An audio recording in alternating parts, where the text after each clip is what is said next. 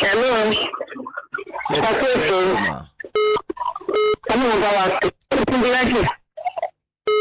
Ṣé kí mo dà ní mà?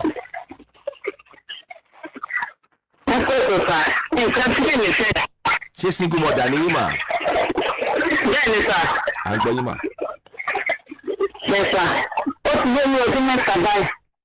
Tí ọkọ ọkùnrin kò ṣe é sí ẹ̀sùn sí lọ. Kòkò kan fún ẹ̀kọ́ mi. Wọ́n á bó tún dé ìṣèjì fún ọmọ ìgbé orí ọmọ mẹ́rin láti ọdún fún ọwọ́.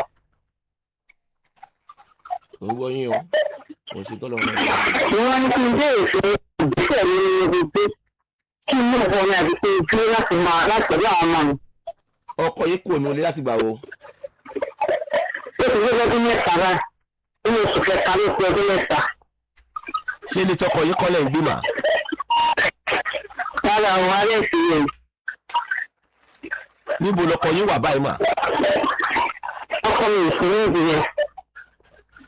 Ṣé ńgbà tí wọ́n kò Nàìjíríà tí wọ́n travel yẹn ṣé ẹjọ́ mọ̀ ń pẹ́ náà ìdàbọ̀kànjá yín lẹ̀ ẹ̀ka kọ́kọ́ mi ti wà ń lù báyìí? Wọ́n kàn án sọ fún mi fọ́kọ mi sì wá lù báyìí kò sọ fún mi wọ́n kàn án lẹ́yìn travel. Ta ló sọ fún yín bẹ́ẹ̀? Bẹ́ẹ̀ ṣe wọn. Ó náà yọ sí bẹ́ẹ̀ fẹ́ ṣiṣẹ́ lọ. Ó sọ fún mi fẹ́ ṣiṣẹ́ lọ. Mo lọ wà mà. Àwọn sáàdì ara kan sì ní wọn. Ṣé láti ìgbà yẹn wọ́n ń pè yín àbí wọ́n pè yín? Ajọ́ ń pera. Wọ́n pè mí lẹ́kọ̀ọ̀kan. Ní ẹ̀ máa pè. Ṣé wọ́n bá àwọn ọmọ wọn sọ̀rọ̀ wọ́n dẹ̀ sẹ́ndì owó sáwọn ọmọ wọn? Bẹ́ẹ̀ ló ń ṣe ìkílẹ̀ lẹ́gbàá rẹ̀ ṣe mọ́. Ó ń ṣe rẹ̀. Lórí àwọn ọmọ àtẹ̀yìn náà. Àwọn ọmọ nìkan àwọn ọmọ ń ṣe ìkílẹ̀. Ẹ ṣe ilé tẹ̀sí ta ló sanwó ilé ẹ̀? Àwọn náà ló ń pọ̀ o. Àwọn bí ọkọ yín kọ́ṣọ́ máa ń wá àwọn ọmọ yẹn. Wọ́n máa wá lọ́kọ̀ọ̀kan bẹ̀ wọ́n ti wá ti pẹ́. Tiwọn náà tó wọn gbọ́ ni ṣé ti gbọ́ ẹ mọ́ fún mi ní àwáwí lórí ètò tiwọn náà tó wọn gbọ́ ni ti pẹ́. Ọmọ ìtàn ta láàrin ìsìn wọ́n ní 4-5 náà ta láàrin ẹyọ kan. Ẹ wá ní kí wọ́n á wò yín. Wọ́n sọ fún mi. Ó tó kùn náà òbí mẹ́rin márùn-ún fámìlì kan aláàrin ẹyọ kan tó bá rà á. Wọ́n ti sẹ́yìn mẹ́ta tàbí mẹ́rin 4-5. Nígbà náà kọ́ mi tó wà níbi kan tí mo fẹ́ lọ wò. Ẹnì kan ò lè bí sẹ́yìn kan wò. Ṣé ó wù yín kẹ́ ẹ kọ́ wọ́n ìwà àbí kí ìbéèrè yẹn sọ? Mo ní kí n bí èsì ìbísọ̀ wọn kí n lọ ilé kankan ọkọ yẹn jagun lọ́nà ayé náà ni ẹ rí i pé kò parí tí ń sìn ní orí ìtọ́jú àwọn ọmọ sọ̀rọ̀ ní yóò gbígbèsè kankan tó ti yẹ yín mà ní ìṣẹ̀lẹ̀ bẹ́ẹ̀ ní ọmọkùnrin àdìkẹ́ ṣe fún kọ́mọ̀bọ́ sọ́wọ́ kó kẹ́rù ẹ̀ẹ́dẹ̀ máa pè é ẹ̀mí pátì ẹ̀ẹ́dẹ̀ máa rìn kúrò tó ti yẹ yín mà ó jẹ́ kó ọmọ tó ṣẹlẹ̀ sí náà ló máa jẹ́ mo mọ̀ pé ńgbà tó bá wá dé àti ìdẹ̀mọ̀ tí wọ́n ṣe báyìí o tí wọ́n ṣe báyìí o ṣé o ti yẹ wá báyìí ṣe jẹ́ pé ilé yóò rí àmì àwọn ìṣẹ̀ṣà.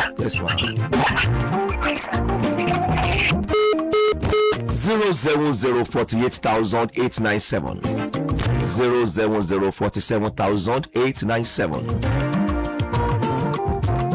Hello. Hello. Ẹ kálẹ́ mà. Yes, sir. Ṣé single mother ni yín mà? Not passive, but ọkọ mi ti travel for be 9 years ago. Kò dẹ̀ wá ní rárá. Ó ń gbọ́ yín mà. So, ó máa ń sanwó ní, ó dẹ̀ máa ń sanwó school àwọn ọmọ, but kò kí ń tètè ẹ̀mí kò lọ́dà ń pa tèmi rárá. Nígbà tó pé 5 years tó lọ, Dubai ló lọ, nígbà tó pé 5 years tó lọ. Ó sọ fún mi pé contract ń bá lọ sọ̀rọ̀ ó ti tán. Ipe bọ̀ wọ́n fún láǹfààní àti wálé, òun ò ní wálé. Ipe òun ti gba owó tó yẹ kó gba 1.something, ó ṣàgbà. So that time ṣàkó wálé. Bí 2 years kò sanwó orí, kò sanwó school, kò sí nǹkan kan. Ṣọ́ọ̀bù mi tí mo ti ń wálé náà ó ti run down, ó jẹ́ pé mo ń dáwó fi tajà ni. Ó dẹ̀ promise pé tóun bá ti ríṣẹ́ padà, òun máa fún mi lówó padà, but kò ṣe nǹkan kan tó jẹ bẹ́ẹ̀. Tí wọ́n á tún béèrè pé ìgbà wo ló fẹ́ wálé, á ní tí láti mọ̀ pé mi ò lè dúró pé kí n kọ́ ọmọ lọ sí ọ̀dọ̀ mọ́mí o kí n máa bá tẹ̀lé lọ. Ó sì máa ń sọ̀rọ̀ ní bí more than 4 times náà. Ẹ lù mà. So mo wá ní kí n bèrè pé kí ọdún nígbà tí mo ti gbé ṣe èmi náà lẹ́ni tí mò ń dé ìṣàkánná láì mo lẹ́ni tí mò ń dé nígbà tí mo ti gbé ṣe pé ó kò ṣùgbọ́n straight forward. Mo wá fẹ́ bèrè pé kí n ṣe fọ́ọ̀dù wáyé ṣe yẹ pé ó máa parí ó máa ṣe graduation SS3 ní mọ́ọ̀sì ìgbà yìí. But second born wife 11 but second born wife kò rí bàbá rí. Ó ti pé 9 years plus tó ti lọ báyìí kò lè wálé. ẹ ló mà. Wọ́n fẹ́ bèrè pé kí n ṣe ta. ẹ ló mà. ó tọ́dún mélòó báyìí tí ń tẹ́ ti déètì ẹnìkan tí ń báyìí ó tọ́dún mélòó. Just 4 years na after 5 years ó ti lọ. tára yín ò gbà mọ́ ẹ̀ ń déètì ẹni yẹn náà lè ṣe lára 4 years back ń sìn àmọ́ tuntun méjì mẹ́ta. ẹni yẹn náà. bẹ́ẹ̀ni sà. ok ṣé ẹni yẹn ti wed ní ti àbí single guy ni. single guy ni. ẹ̀yin ti bí ọmọ mélòó. méjì péré ni mo bí. kò tí ì wed pé.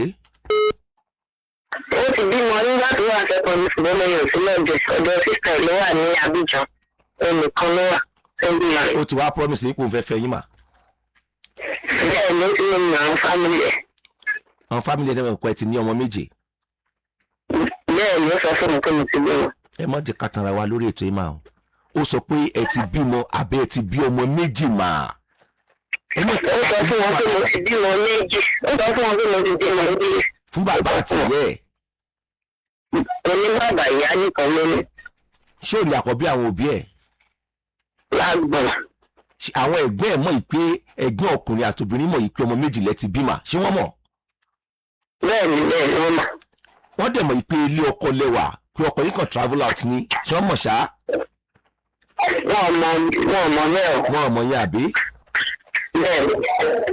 màá sọ gbólóhùn kan báyìí ná àkọ́kọ́ nìyẹn ìwọ tó jọkùnrin tó ń gbọ́ mi mọ́ kò gojà rẹ o mọ́ kò gojà ara ẹ mọ́ kò gojà ara ẹ ìwọ tó wájóbìnrin náà mọ́ kò gojà ọmọ ọlọ́mọ òtítọ́ ọ̀rọ̀ bí ìsọkúsọ ló máa ń rí ẹ mọ̀jà kò gojà ara wa nítorí pa afẹ́ fara wa arábìnrin mi á sọ òtítọ́ ọ̀rọ̀ kan fún yín mà á lè dákẹ́ gbọ́ ẹ kí ibi tẹ́ ẹ parí ọ̀rọ̀ sí mo ti mú ọ̀rọ̀ yẹn ẹ má gbàgbé ṣé ọkọ yín ò ní àwọn family members kankan tó wà ní Nàìjíríà tó wà nílùú tẹ́ wà yẹn mà tí ẹ lè sọ fún wọn pé kí ló dé ọkọ mi ò wá láti 9 years back ṣé kò sí. mo ti bí wọn àwọn náà sọ pé kò sọ kankan pé ní kò sí ní pé mo ti rà yé àwọn ò tí rẹ̀ jẹ́ àtiwálé. ọlọ́run ti bá sọ̀rọ̀ pé mo ò tí rẹ̀ jẹ́. mo ti gbọ́ ti yín mà. tí àwọn yẹn bá gbọ́ pé ẹ lọ kú ònú marriage yẹn báwo náà ṣe wọ́n fèyí ṣé ẹ ti rí inú wọn tó ń sọ fún yín pé arábìnrin ẹ̀mọ̀ tí ń dúró pẹ́ ọdún 7 8 9 ẹ̀ mà ti ń pẹ́ kí ló ṣẹlẹ̀ ṣé ẹ̀ níbẹ̀ sẹ́ra yín sọ̀rọ̀ bẹ́ẹ̀ mà ti ń dàgbà ṣé àrínú àwọn family members ọkọ yín. ẹnìkan tó béèrè pé ó ti ká mẹ́rin yẹn tí ó ti lọ bá àbúrò ẹ̀ àbílẹ̀ kẹrin ẹ̀ nìkan ò ní fọ́ọ̀sì bọ́ọ̀lù yẹn tó béèrè pé ó ti ká mẹ́rin yẹn tí ó ti tó náà yẹn ó ní kò dẹ̀ wá ní kíní kan kó máa bá sọ̀rọ̀ nítorí òun bá dẹ̀ tó bá ṣe jẹ́ pé máa get back sí mi pẹ̀lú tí pé yẹn kò dẹ̀ sí ìfẹ́ fún mi. ọkọ yín ni o ní first born màmá ẹ̀. n tẹ́ sọ fún mi lẹ́ẹ̀kan ní pé ní màmá ẹ̀ bí kan ilé sọ fún mi mà kó n làbí kan ilé. ọkọ tí mo bímọ fún gangan first born ọmọ mi ẹni tí mo dé sí ní last born ní family wọn. family wọn ok ma.